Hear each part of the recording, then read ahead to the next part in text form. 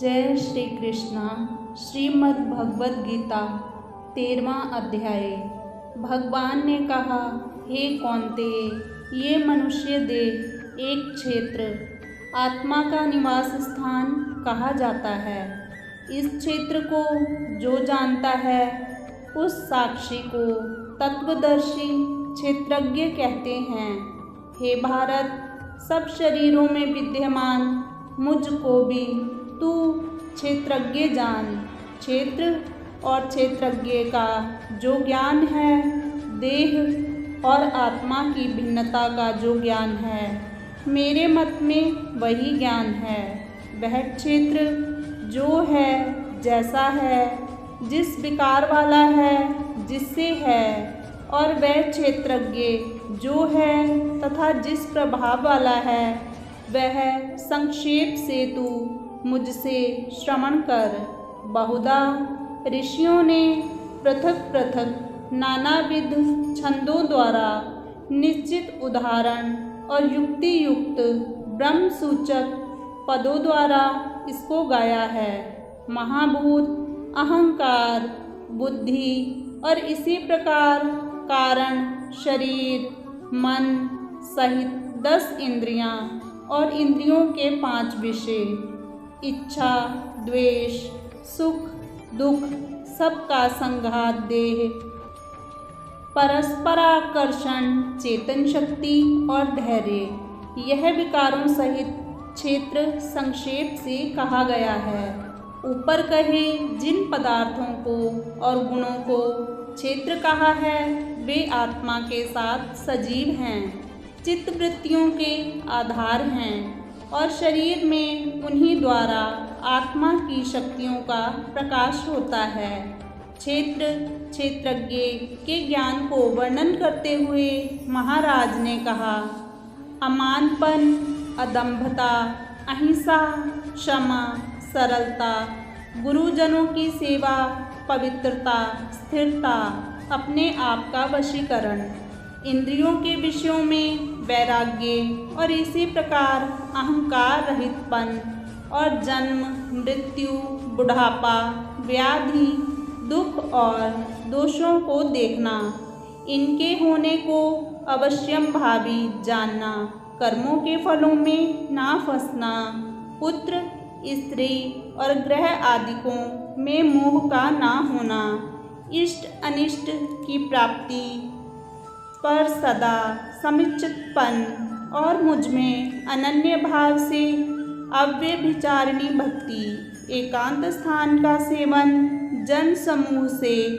उपरामपन, आत्मज्ञान में स्थिरपन और वस्तुओं के वास्तव ज्ञान के आशय को समझना, ऐसा यह ज्ञान कहा है। जो इससे विपरीत है वह अज्ञान है।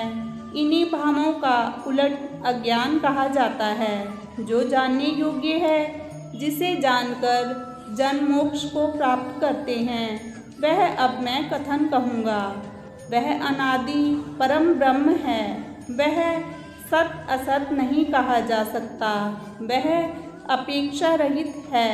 वह सब ओर से हाथ पैर वाला है और सबसे आँख, सिर, मुख रूप है। सब ओर से कर्णवान है और लोक में वह सब कुछ को व्याप्त करके विद्यमान है।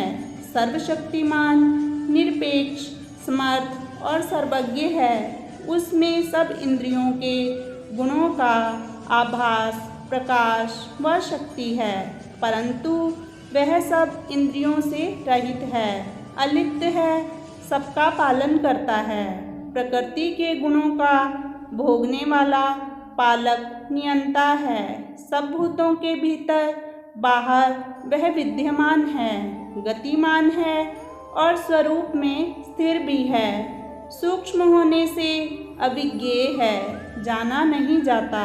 वह अज्ञानियों से दूर है और आत्मदर्शियों के परम समीप है। वह सब भूतों में एक आत्मसत्ता से रहता हुआ भी बटे हुए की भांति स्थिर है। भूतों का पालक है। वह जानने योग्य है, संहारक और उत्पादक है। वह ज्योतिषियों की ज्योति है। अंधकार से ऊपर ज्ञान है, वह ज्ञेय है, वह ही ज्ञान से प्राप्त होने योग्य है और वह मनुष्य मात्र के हृदय में विराजमान है। महाराज ने कहा, इस प्रकार मैंने संक्षेप से क्षेत्र, ज्ञान और ज्ञेय बतलाया। मेरा भक्त इसको जानकर मेरे भाव को, मेरे स्वरूप को प्राप्त होता है। इसी प्रकार प्रकृति और पुरुष दोनों को तू अनादि जान। प्रकृति के कार्यों और गुणों को प्रकृति से ही उत्पन्न हुए तू समझ। कार्य कारण के कर्तापन में प्रकृति उपादान कारण कही जाती है और सुखों तथा दुखों के भोक्तापन में पुरुष आत्मा ही कारण कहा जाता है। प्रकृति में रहता हुआ पुरुष ही प्रकृति से उत्पन्न हुए गुणों को भोगता है। प्रकृति के सत्वादी गुण संयोग ही इसके शुभाशुभ योनियों और जन्मों में जाने का कारण है। जीव प्रकृति के सत्व, रजस और तमोगुण रूपी माया में फंसकर अपने कर्मों के अनुसार जन्म जन्मांतरों में जाता है। इस देह में परम पुरुष परमात्मा भी कहा गया है। वह सबका साक्षी है, शुभ का अनुमोदक है, पालक है, भक्ति भाव की भेंट को स्वीकार करने वाला है और महेश्वर है। जो जन इस प्रकार पुरुष को और गुणों सहित प्रकृति को जानता है, वह प्रत्येक अवस्था में रहता हुआ भी फिर जन्म धारण नहीं करता। कई एक अभ्यासी ध्यान से, एकाग्र चिंतन से पुरुष और परम पुरुष के दर्शन करते हैं। कई एक अपने आत्मा से आत्मा को देखते हैं, दूसरे सांख्य योग से और अन्य कर्म योग से आत्मा को जानते हैं। दूसरे कई तो इस प्रकार स्वयं ना जानते हुए दूसरों से सुनकर ईश्वर की उपासना करते रहते हैं। श्रद्धापूर्वक आत्मवर्णन सुनने में तत्पर वे जन भी मृत्यु को सर्वथा तर ही जाते हैं। हे भरतशर, जितना कुछ भी चराचर जीवों का समूह उत्पन्न होता है वह क्षेत्र और क्षेत्रज्ञ के संयोग से उत्पन्न होता है, यह तू जान। सब नाशवान प्राणियों में ना नाश होते हुए सम रहने वाले परमेश्वर को जो मनुष्य जानता है वही उसको जानता है। ईश्वर को सर्वज्ञ एक रस भाव से स्थित जानता हुआ मनुष्य अपने आत्मा को हनन नहीं करता। वही अविश्वासी तथा नास्तिक कदापि नहीं बनता और इस निश्चय से परम गति को प्राप्त कर लेता है। जो ज्ञानी ऐसा समझता है कि सर्व प्रकार कर्म प्रकृति से ही किए जा रहे हैं, सृष्टि में क्रिया स्वाभाविकी है, वह आत्मा को अकर्ता जानता है। जब प्राणियों के पृथक अस्तित्व को भी एक परमेश्वर में ही स्थित जानता है और उसी से हुए विश्व के विस्तार को देखता है, तो तब वह ब्रह्मा को प्राप्त करता है। हे कौन्ते, यह ऊपर वर्णन किया गया परमात्मा अनादि और प्रकृति के गुणों से रहित होने के कारण अविनाशी है।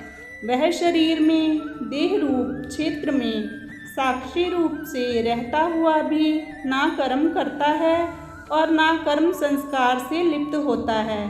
जैसे सूक्ष्म होने से सर्वव्यापी आकाश को कोई लेप नहीं लगता, किसी वस्तु का संस्कार नहीं छूता, इसी प्रकार सर्वत्र देह मात्र में रहता हुआ परमात्मा प्राणियों के कर्मों से लिपायमान नहीं होता।